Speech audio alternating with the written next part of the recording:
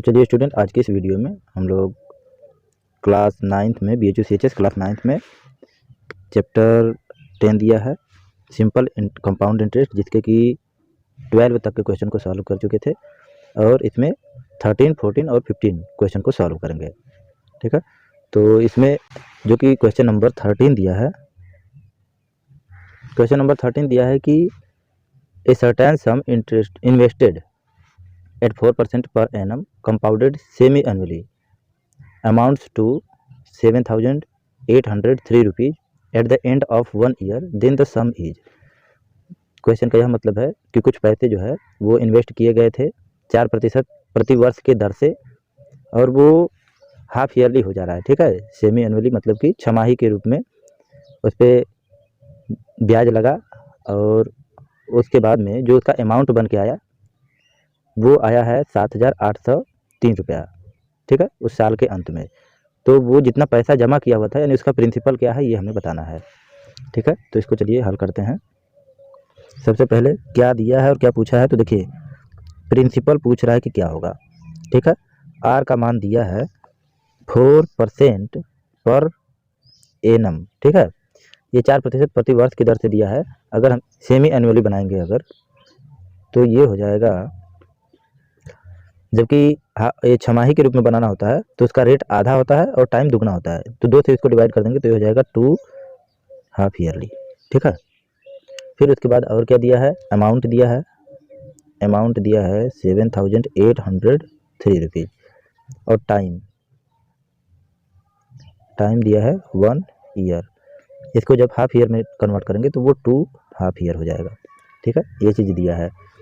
अब हम इसको हल करेंगे तो आप लोग फार्मूला जानते होंगे कि A equal to P in bracket 1 plus R upon 100। ठीक है, तो फिर हमें क्या दिया है, A की वैल्यू दिया है 7,803 इक्वल टू P एक ब्रैकेट में 1 प्लस R की वैल्यू कितना है 2 हाफ ईयरली, तो 2 अपॉन 100।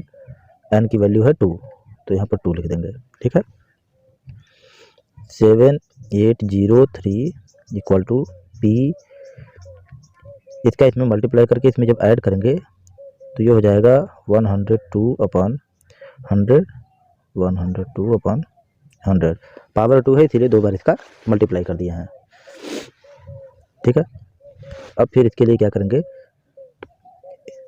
इसको काट दे रहे हैं 2 से।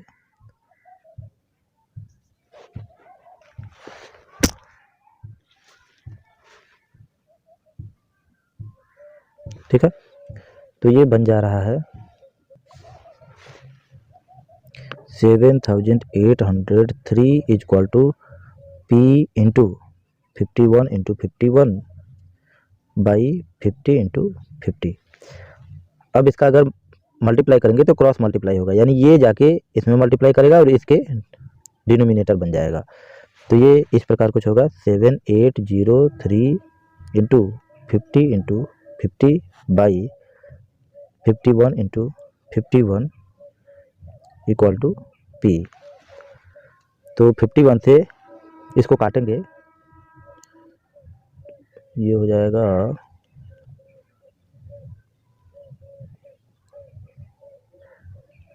ठीक है, इतना आएगा।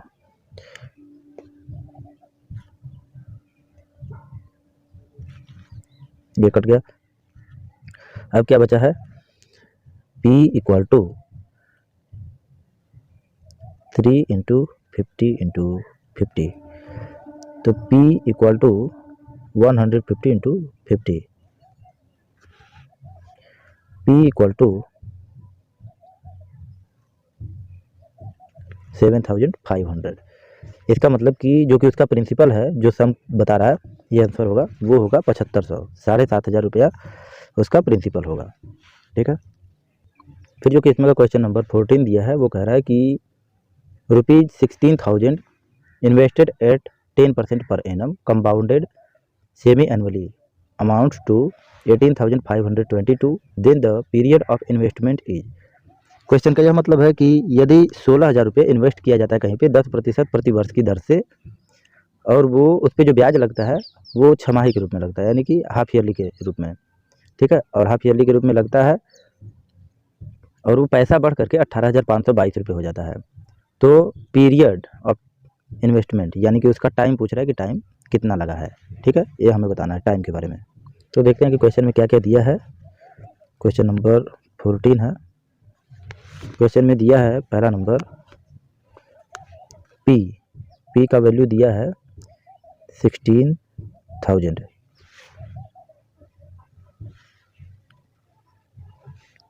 ठीक है, फिर आर की जो वैल्यू दी है वो दिया है 10% पर एनम। इसको अगर हाफ ईयरली में कन्वर्ट करना होगा तो ये हो जाएगा 5% पर हाफ ईयरली। ठीक है, फिर इसका जो अमाउंट दिया है वो कह रहा है कि 18,522 रुपये है, और एन का मान हमें बताना है, टाइम बताना है। ठीक है, तो टाइम बताना है तो इसके लिए क्या करेंगे कि वही फार्मूला रहेगा, A equal to P in bracket 1 plus R upon 100। A का मान दिया है 18,522 इक्वल टू पी का 16,000 1 प्लस आर का वैल्यू है 5 अपॉन 100। ठीक है, इसको इधर जब ट्रांसफर करेंगे तो 18,522 अपॉन 16,000 इक्वल टू, ये पावर इस पर भूल गया हूँ, ये हो जाएगा 105 अपॉन 100 बाई एन। ठीक है, तो इसको काट सकते हैं, काटते हैं, ये आ रहा है। अगर इसको काटेंगे तो ये आएगा 2 से, इसको भी काट देना है,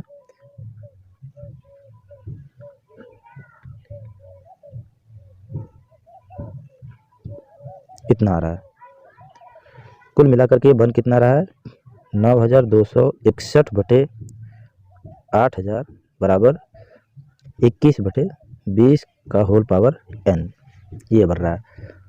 तो हमें इसके n का मान पता करना है।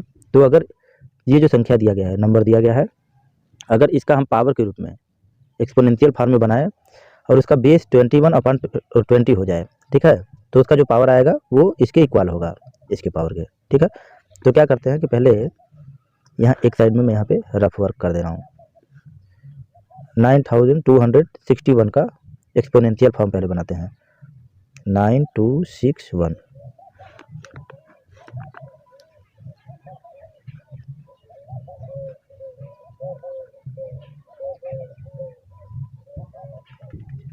यहाँ पर जीरो रहेगा क्योंकि ये 2 डायरेक्ट उतरेगा नहीं, जीरो के बाद ही उतरेगा।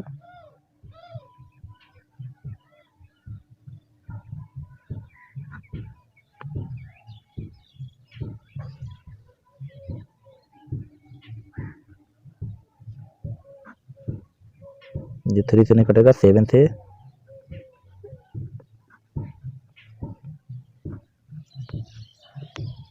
ठीक है, ये बना है। इसका मतलब कि ऊपर वाला देखिए 3 का पेयर बन रहा है यानी कि क्यूब में आएगा, तो इसका जो वैल्यू होगा 3 × 7 इक्वल टू 21। तो ऊपर का हो जाएगा 21 का क्यूब बाई 8,000 का है। तो इसको आप लोग अगर चाहें तो मैं बना दूं, नहीं तो आप लोग को पता होगा कि 2 × 2 = 4 × 2 = 8। अगर 8 का अगर क्यूब रूट निकाला जाएगा तो वही 2 होगा। ठीक है, तो यानी 2 ये हो जाएगा और 3 जीरो है, 3 जीरो है। अगर 1000 का क्यूब रूट निकाला जाएगा तो 10 होता है, तो 2 × 10 = 20 हो जाएगा। चलिए आप लोग निकाल लीजिएगा, मैं इसको लिख दे रहा हूँ क्योंकि समझ में तो आ ही गया होगा कि कितना होगा, 21/20 पावर n। फिर इसके बाद 21/20 का पावर 3 इक्वल टू 20 का पावर n। जब इन दोनों का कंपेयर करेंगे, ये दोनों बेस सेम हो गए, तो क्या हो रहा है, n = 3 आ रहा है। ठीक है, n = 3 आ रहा है, तो 3 क्या चीज़ होगा, हाफ ईयरली के लिए बताया है। ठीक है, 3 हाफ ईयरली आ रहा है, हाफ ईयरली, और हमें उसका एनुअल बताना है। 3 हाफ ईयरली आया तो क्या करेंगे, एनुअल बनाने के लिए आप लोग को जैसा कि पता है कि एनुअल है तो हाफ ईयरली बनाने के लिए 2 से मल्टीप्लाई किया जाता है, तो हाफ ईयरली है तो एनुअल बनाने के लिए 2 से डिवाइड करना पड़ेगा। तो ये हो जाएगा 3/2 ईयर इक्वल टू, हम इसको लिख सकते हैं कि 1 होल 1/2 ईयर। ये इस क्वेश्चन का आंसर हो जाएगा। फिर जो कि इसमें का क्वेश्चन नंबर 15 दिया है। क्वेश्चन नंबर 15 कह रहा है कि Nagma invested ₹6,000 in a company at compound interest compounded semi annually. ठीक है, नगमा इन्वेस्ट करती है 6,000 रुपये एक कंपनी में कंपाउंड इंटरेस्ट के रूप में, और जो कि कंपाउंड होता है वो सेमी एनुअली यानी छमाही के रूप में होता है। सी रिसीव्ड, और उसने प्राप्त किया 7,986 रुपया।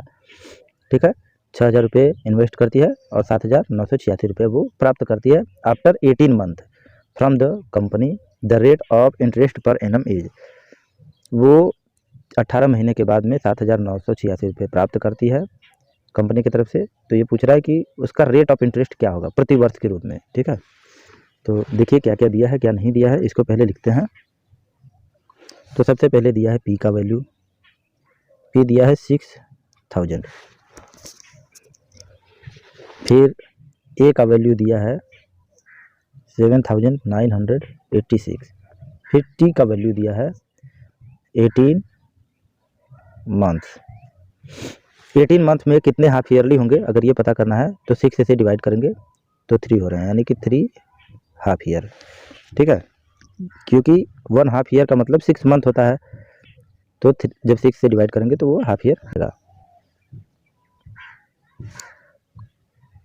फिर उसके बाद में हमें और क्या बताना है, आर की वैल्यू पता करनी है कि आर की वैल्यू क्या होगी।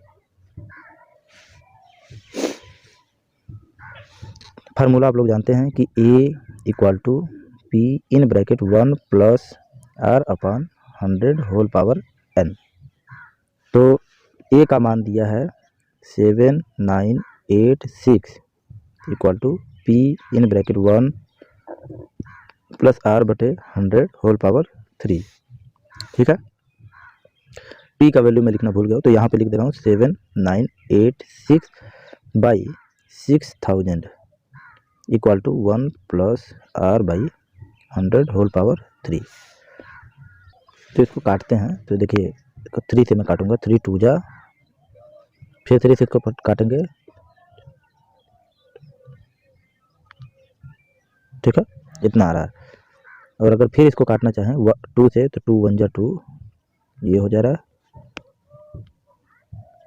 ये हो रहा है। ठीक है, इसका मतलब क्या बन गया, 1331 by 1000 equal to 1 plus R by 100 whole power 3, ये बन के आ रहा है। तो क्या करेंगे इसके लिए, 1331 इसका जबकि हम लोग फैक्टराइज करेंगे तो ये 11 से कटेगा,